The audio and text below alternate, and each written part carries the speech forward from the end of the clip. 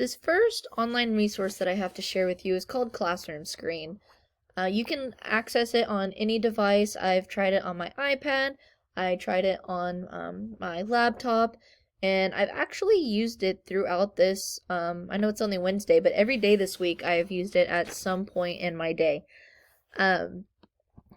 If you look at the pricing, there are different options. You can do the free version, you can pay for extra perks, but I'm going to go ahead and click launch. If you just click launch Classroom Screen, it is going to take you to a free version. You don't have to log in, you don't have to mess with any of it.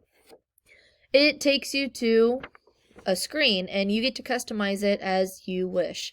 There are different widgets along the bottom that you can choose to put on the screen.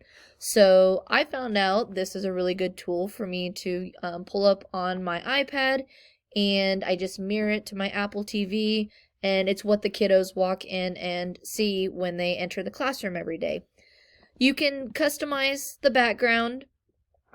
Some of my kiddos' favorites is the meerkat. So we chill with Proud Patrick every morning. At least this week, that's what it's been. But then you can use a dice widget if you're needing to roll dice. You can input a YouTube video or add an image. If you happen to take a screenshot, you can just pull it over as an image. It's very user-friendly. You can just pull over straight from the desktop and it uploads right away. You can add a QR code. This draw feature is really cool. That you could play Pictionary. The opportunities are endless. I have been using this text option, and I put the kiddos' lunch menu for the day up there. If they want a cold lunch, if they want hot lunch, they'll know what's for lunch, and they can move their lunch clips accordingly. If there's anything special I need them to do in the morning, I can add it right here, and I don't have to repeat myself a million times.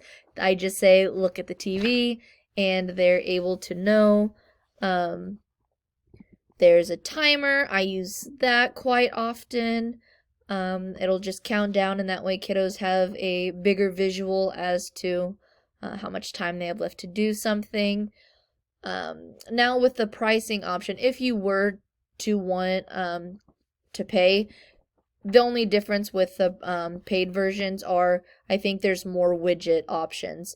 But just these widgets, they kind of cover everything that I would need in a day's time. So I kind of just use those ones for now. But I really like this resource because you can kind of customize it to your needs. I think in any subject area, I think whether you're elementary, secondary, I think all teachers could find a use for something like this at some point.